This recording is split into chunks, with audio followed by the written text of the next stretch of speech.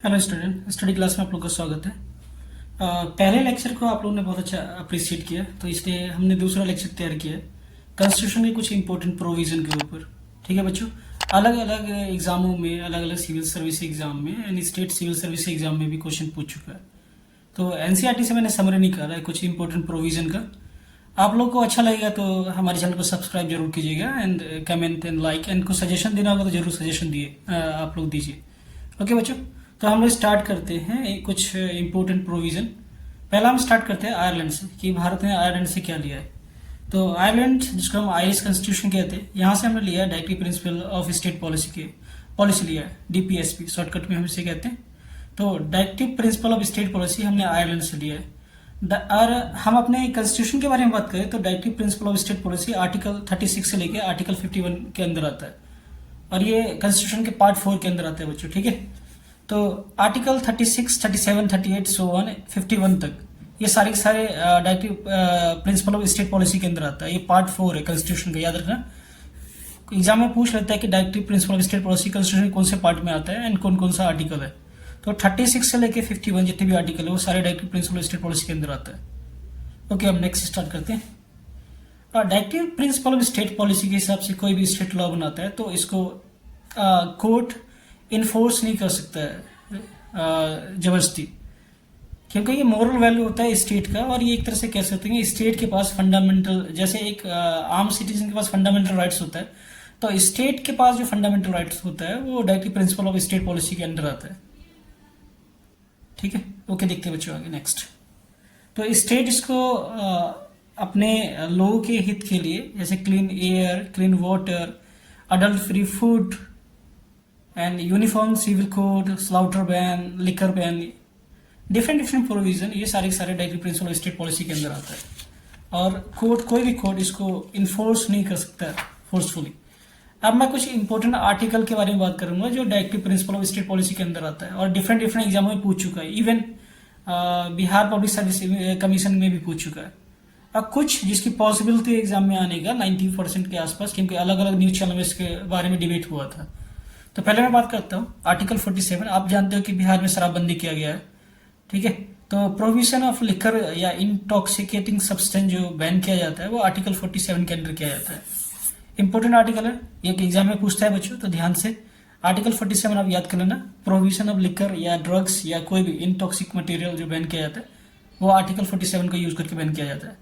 Article 48, आप जानते हो कि कई सारे स्टेट में काउ स्लाउटरिंग को बैन किया गया है, या काउ को किसी भी तरीके से अगर कहीं पे इलीगली करता है तो उसको बैन किया गया आर्टिकल 48 के यूज करके। तो आप जानते हैं कि यूपी में, बिहार में, महाराष्ट्र में, कर्नाटका में और भी डिफरेंट, राजस्थान में, मध्य प्रदेश में, हरियाणा में, इन सब स्टेट के अंदर काउ स्लाउटरिंग बैन है। तो आर्टिकल 48 को यूज करके स्टेट के पास ये राइट होता है आर्टिकल 48 को यूज करके कानून बनाने का। तो ये भी directive principle of state policy का पार्ट है। तो क्वेश्चन पूछ सकता है कि काउ स्लाउटरिंग बैन जो किया गया है या कोई भी जानवर का स्लाउटरिंग बैन किया जाता है वो आर्टिकल 48 को यूज करके किया जाता है। ओके, नेक्स्ट देखते हैं। ये जो आर्टिकल 44 है बच्चों बहुत इंपॉर्टेंट है, इससे क्वेश्चन एग्जाम में बन सकता है इस बार।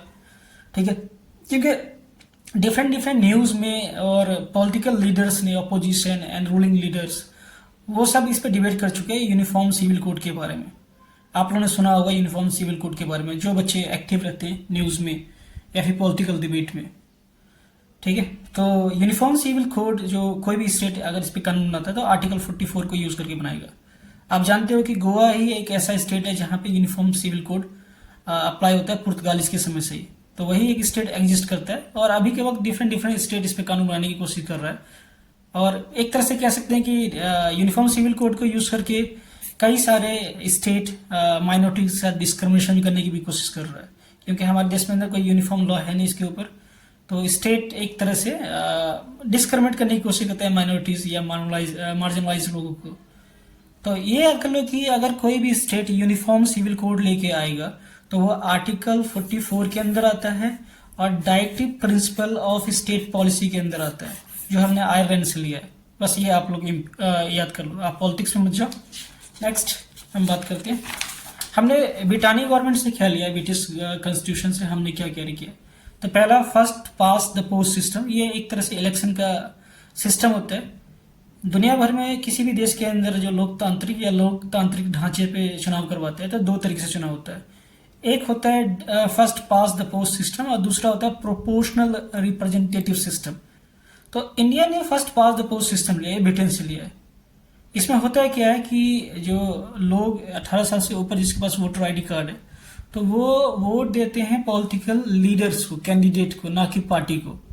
ये अंतर है। प्रोपोर्शनल रिप्रेजेंटेटिव सिस्टम के अंदर लोग पॉलिटिकल पार्टी को वोट देते हैं, कैंडिडेट को नहीं। तो इजराइल उसका एग्जाम्पल है प्रोपोर्शनल रिप्रेजेंटेटिव सिस्टम का। प्रोपोर्शनल रिप्रेजेंटेटिव सिस्टम, इसका एग्जाम्पल है इजराइल। इजराइल के अंदर चुनाव होता है प्रोपोर्शनल रिप्रेजेंटेटिव सिस्टम, ठीक है। अब भारत में जो होता है first pass and post system के हिसाब से वोट होता है, जिसमें हम कैंडिडेट को वोट देते हैं। Next, parliamentary form of the government, ये भी हमने ब्रिटिश से लिया है। इसमें होता है क्या है कि जो पार्लियामेंट हम जानते हैं कि भारत में लोकसभा, राज्यसभा एंड राष्ट्रपति भी कहीं ना कहीं एग्जीक्यूटिव का रोल निभाता है। तो ये अंडर आर्टिकल 74 एंड 75 के अंदर आता है, कॉन्स्टिट्यूशन के पार्ट 5 में आता है। कभी कभी पूछ लेता है कि पार्लियामेंट्री सिस्टम हमारे देश के कॉन्स्टिट्यूशन के कौन से पार्ट में आता है, तो 5 पार्ट में आता है और आर्टिकल 74 और 75 के अंदर आता है। ये एक पार्लियामेंट्री फॉर्म ऑफ गवर्नमेंट होना चाहिए, ठीक है। तो ये हमने ब्रिटिश से लिया है। नेक्स्ट बात करते हैं idea of rule of law.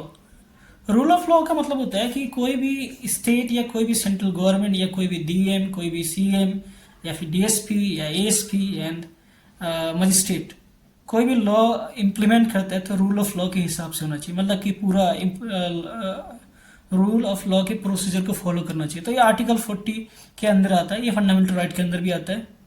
हम जानते हैं कि कई सारे स्टेट, स्पेशली अगर हम यूपी के बारे में बात करें तो यूपी का जो सीएम है वो इनडिस्क्रिमिनेट लेक यूज करके बुलडोजर बाबा के नाम से भी जाना जाता है, जो लोगों के साथ डिस्क्रिमिनेट कर रहा है और वो आर्टिकल 14 का यूज नहीं कर रहा है, वो कंटिन्यूसली बार बार वायलेशन कर रहा है माइनॉरिटीज को टॉर्चर करने में।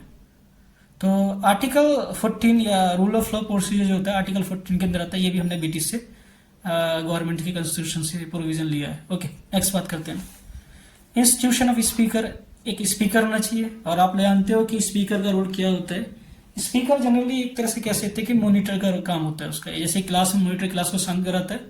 तो स्पीकर सही तरीके से डिबेट हो सके पार्लियामेंट के अंदर तो अपनी ड्यूटी करता है इस प्रकार से स्पीकर।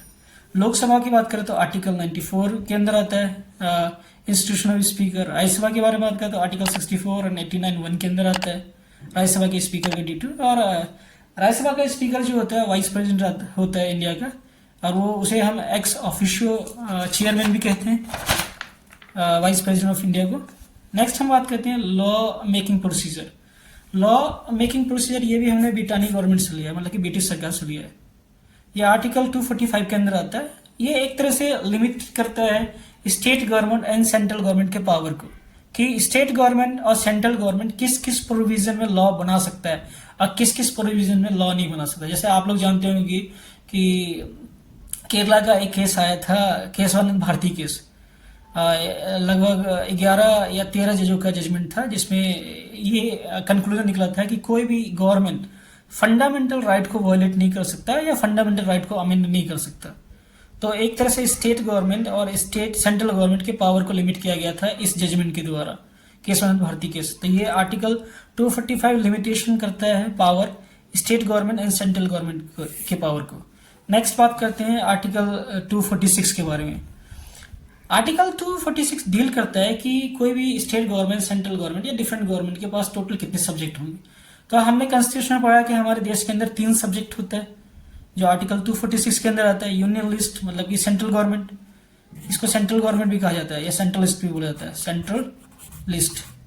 तो इसके अंदर 97 लिस्ट आता है, जैसे डिफेंस हो गया, मिनिस्ट्री ऑफ एक्सटर्नल अफेयर या दूसरे देश के साथ हमारा रिश्ता क्या होना चाहिए, ये इसी के यूनियन लिस्ट के अंदर आ जाएगा।